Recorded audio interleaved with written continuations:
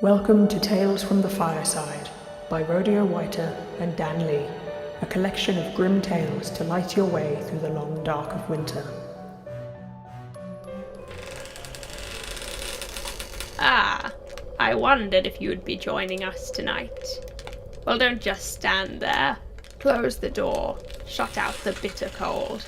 Come, sit, for the story is just about to begin. It is common for stories such as these to start with a dark and stormy night. The kind of night where rain sheets down, chilling you to the bone as you make your way home alone in the dark. On these kind of nights, it is common for the moon to sail, swaddled in gossamer cobweb clouds, amid a midnight sky as black as the crypt. An owl might screech, startling you, and all around, the creatures that own the night might emerge from their hidey holes in secret places, to watch you silently from the shadows. You might know that you're out too late, that it isn't safe to wander here after sundown, and your breath might visibly cloud against the chill of the night, a cold sweat beading on your brow as you quicken your pace. Yes, it is common for stories such as these to begin with a dark and stormy night, but this story begins quite differently. It was unseasonably warm that autumn. The trees had long since lost their splendour and stood stark and skeletal against the evening sky. Leaves gently crumbled and fell, gathered in drifts at the sides of roads, and all through the town people spoke of the harvest. Eastbrook was a small farming town, much the same as any other. The houses were quaint, and many of the people were quaint too. Of course, the younger residents of Eastbrook were known to make the drive into the city whenever their world grew too small, but on the whole, one could not take the country out of the people's souls. The day was quickly waning, however there was still much to be done on the fields of Pond Farm. Stephen Pond and his men worked long into the evening, harvesting sugar beet, ploughing in the beet tops ready to drill the wheat, all the while hoping that the fine weather would last. Ever since the death of his wife, Stephen Pond had struggled with his daughter. Morgan Pond was 17, a wayward girl, grown on country soil, but born with notions far greater than this little town. It had been simpler when she was younger. Back then she would have happily sat beside Stephen as he ploughed the fields, laughter bubbling from her lips as the furrowed earth jostled them up and down. But now it was different. Since her mother's death, Morgan had grown quiet and distant. No longer did her carefree disposition light her father's days. Instead she closed to him, and the painful truth was, Stephen Pond had no idea how to speak to his daughter. Perhaps he never had. In any case, the Pond house was quiet. Her father and all of his farmhands were out on the fields, and Morgan was alone, taking in the evening's auburn hues as the light slowly dwindled through the curtains. This was how Morgan liked it. She huddled on her bed, wrapped in a blanket, and as usual, an old record was spinning on the turntable. She slowly tapped her foot in meditative pace with the music and sank ever deeper into the comforting folds of her book. She was listening to some rock album that her father couldn't understand, and once again she was reading that one about the wizard. Every time her father called it that, it made her stomach clench. But he wasn't here now. Now she was alone. Morgan shivered as the evening breeze rippled through her window, causing her curtains to breathe into the room like the lungs of some great restless creature. She had read this book 1,000 times already, and her eyelids were beginning to grow heavy. So she laid the book down on her bedside table and huddled her blanket closer as she walked over to the window. Outside, the light had all but died. The sun had dipped below the horizon, stealing away the hazy glow of evening, and replacing it with a sickly echo of light. Morgan pulled her window to and drew her curtains. Somewhere downstairs the grandfather clock lamented, and Morgan counted 8 chimes. She supposed her father would be home soon. He was normally home just after dark. Increasingly these days, Morgan found herself venturing downstairs for supper at this time of evening. She could creep into the pantry and make herself a sandwich, then return to the quiet of her room before her father returned. So without a second glance, she made her way onto the landing and down into the house, shoulders still draped in her favourite blanket. The house was dark. Ghostly light fell through the windows, casting pools of subtle contrast against the shadowed corners of the rooms. Morgan had never been afraid of the dark. If anything, she had found it comforting. Even as a child, she'd been headstrong, and growing up in a town prone to power cuts had hardened her to most flightish fantasies. So she drifted through the house, knowing its intricacies as if they were her own, and only turned on the light when she reached the pantry. She worked quickly, anxious that her father could return at any minute, and corner her into a forced conversation. Then, plating up her sandwich, all but ready to return to her hideaway, she heard a knocking at the door. Morgan sighed. Of course, she couldn't have avoided this, even if she'd been quicker. In a bid to force more interaction, her father was obviously knocking at the door, knowing that she would have to answer. She dropped the knife into the sink and left her plate on the counter. The hallway was dark and foreboding, and Morgan couldn't help but feel irritable. She swung the door inward, jaw already set. But Stephen Pond had not knocked. Standing in the doorway was a figure so small and so fragile that Morgan reeled back in surprise. There was no gruff greeting, nor the fall of heavy boots. Just this delicate creature, hunched against the cold, tiny and inexplicably alone. "Please," uttered a fluttering little voice. "Please help me. I'm lost. I want to go home." Realizing that the child must be fearful, Morgan flicked the light switch, illuminating the porch. But instead of feeling sympathy towards the girl, a cold stroke of dread brushed down Morgan's neck. The child in the doorway was pale and sullen. She looked sickly. Of course she did, lost and alone on a cold evening like this. But Morgan could not help but feel apprehensive, for despite the darkness of the evening and the shadows of the trees obscuring the way, on the child's face sat a pair of dark glasses. "Please," the child said again, "please let me in." "Why are you—" Morgan began, but the child stepped towards her, cutting her thoughts dead. "You need to let me in," said the child, a disturbing strength behind her wavering voice. "Please, you need to help me." Now our headstrong heroine began to feel fear creeping into the pit of her stomach and tying it in knots. She felt the fine hairs on the back of her neck ripple as a chill gripped her, and every fibre of her being seemed to tighten. "Please," said the child again, leaning ever closer. "I need to come inside." Morgan could see herself, a portrait of fear reflected in those uncanny eyeglasses. She could feel her skin tingling as she prepared to fight or flight, but somehow, despite her screaming nerves warning her away, her arm pulled the door wider open, enticing the sullen girl inside. The child stepped closer still. "Can I come inside?" And Morgan held the door open. "Will you let me in?" Morgan stepped back into the hallway in stammering little steps. The door gaped, and the child stood, never freeing Morgan from her hollow gaze. Morgan's limbs were stiff, leaden as if they were under water. Her temples had started to throb, and focus evaded her. She stood just inside the door, and still the child stared. Then, like daggers piercing the veil of night, "Say you'll let me in," the child demanded, a demon shrillness in her voice. "Let me come inside." Morgan's limbs sprung into life and slammed the door shut, blocking out the light of the porch. She was plunged into darkness. Regaining her senses, Morgan bolted the door hard. She lunged for the light switch and fumbled with shaking fingers until light flooded the hall. Her eyes stung, and her head throbbed with a high ringing. Sweat had gathered on her brow. Her breath came in jagged gasps, and she shook all over. Then, forcing herself into motion, she treaded down the hall, letting her blanket trail off her shoulders and flutter to the floor. The house was full of shadows, and all of a sudden Morgan was very much afraid of the dark. She rushed around in a wide-eyed stupor, switching on the lights until the whole house was a halogen glow. She lit it up like a jack-o'-lantern and stood breathless in the light, forcing herself to blink and swallow reality. Her father would be back soon. She had shut the little girl out in the cold and the dark, with no way to find her way home.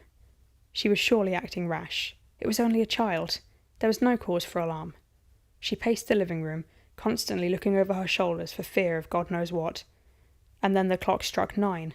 Morgan whipped around to face the clock and fixed it with a stare of disbelief. Surely not. It had only just struck 8. Her father should be home. Perhaps she could phone him. Yes. He would answer and tell her he was fine. He'd probably be glad of her efforts to reach him. Her mobile phone was upstairs, but the house phone sat in its dock by the window. She turned quickly and began to pace towards the phone, but there, standing in the window, was the sullen child, as still as a corpse, still with those dark, dark glasses covering her eyes. Morgan let out a screech of terror, hand fluttering to her mouth in shock. The phone was right there. She could phone the police. She could just walk over and pick it from its cradle. The child stood behind brick and glass. Morgan should have known that she was safe. But she didn't know. Somehow, she didn't trust that she was safe at all. "Why did you shut me outside?" asked the child, her voice somehow sounding clearly through the twin panes of the window. "It's cold out here. I need to come inside." "Shut up," Morgan cried, balling her fists and pressing them to her temples. "Let me in," said the child. "Go away," Morgan wailed. But still, she couldn't bring herself to step towards the window. Morgan had all but descended into tears. "Leave me alone," she howled, scrunching her eyes shut and burying her face in her fists. Then silence held her. A long and terrible silence. Slowly, ever so slowly, she raised her face from her quaking hands and looked towards the window. Outside, there was blackness.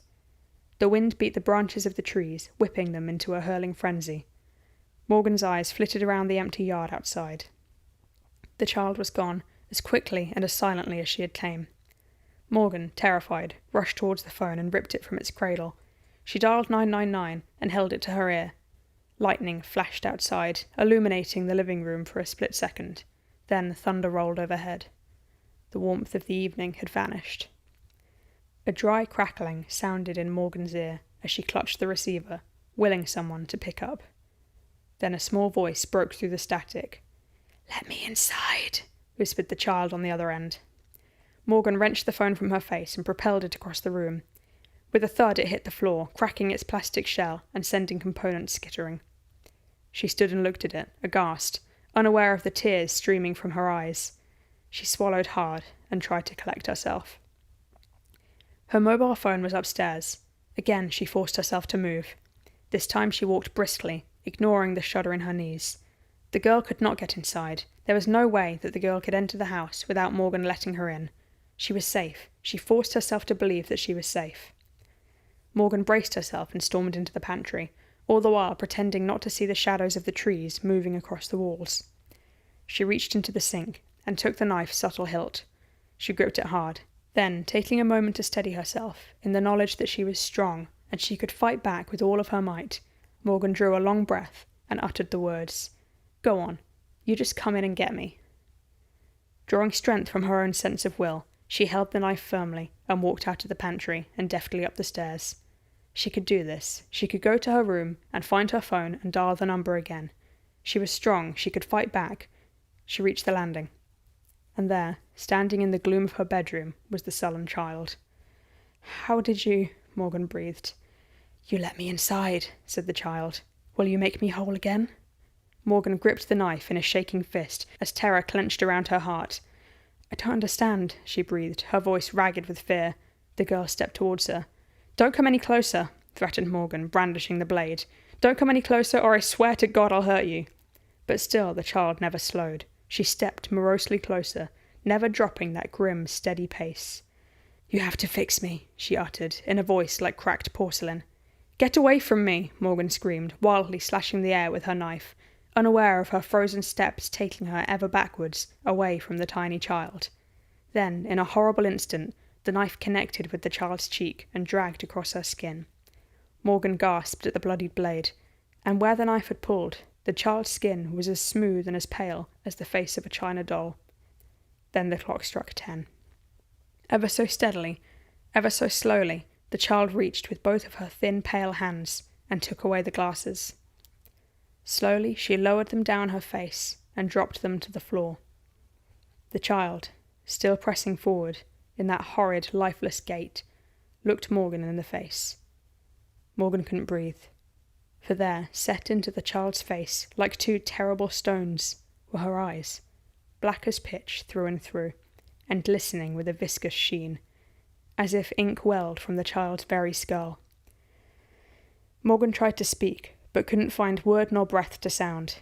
The black-eyed child stepped towards her, glassy pits burning with ink and torment. "What are you?" whispered Morgan.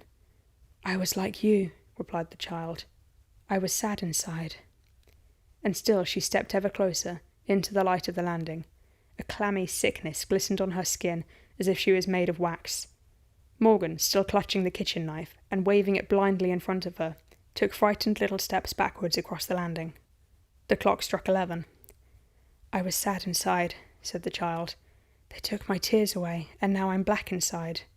"What do you want?" sobbed Morgan, stumbling backwards and thudding down onto the floor. "What do you want from me?" The child stood over her, that terrible, empty gaze eating away at her, ravenous with an uncanny hunger.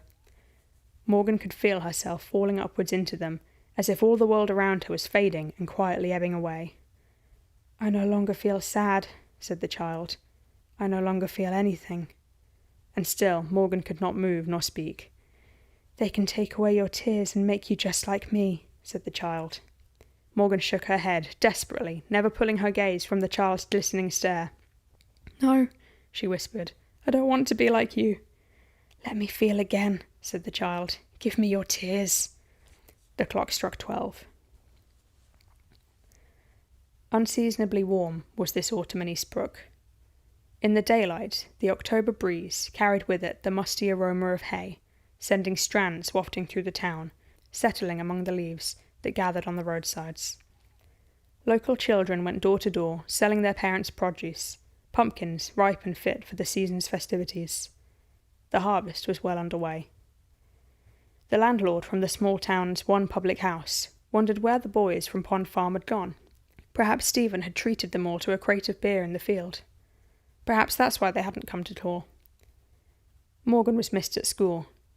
Ever since the death of her mother, the staff had known to keep watch over her, and after a week of classes missed and phones unanswered, the school administration took it upon itself to alert the authorities. Perhaps it was grief, or perhaps it was madness. A service was held for anyone who cared to pay their respects. The people of the town spoke in hushed voices, in the cafe and in the street. What could have driven that poor girl to do those things? It's tragic how loss can alter the mind. Or maybe she was twisted from the beginning. The bodies were found in the field, their stench already rippling in the air.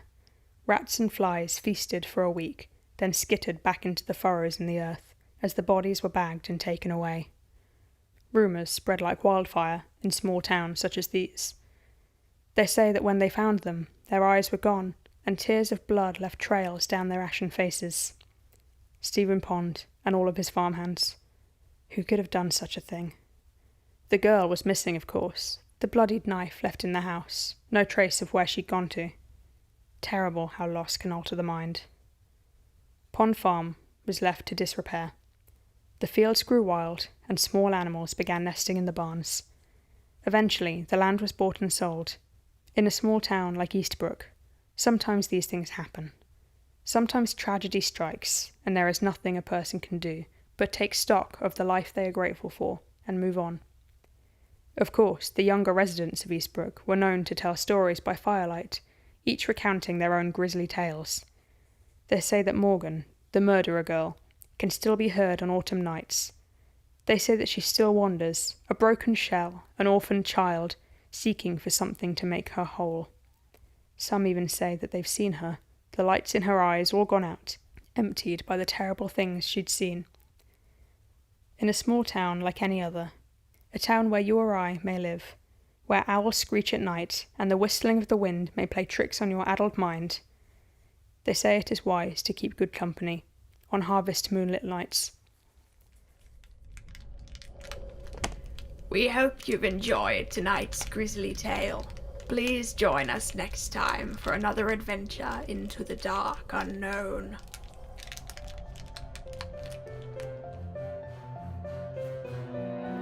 Thank you for listening to Tales from the Fireside, written by Rodeo Whiter and Dan Lee, and produced by RODEAX.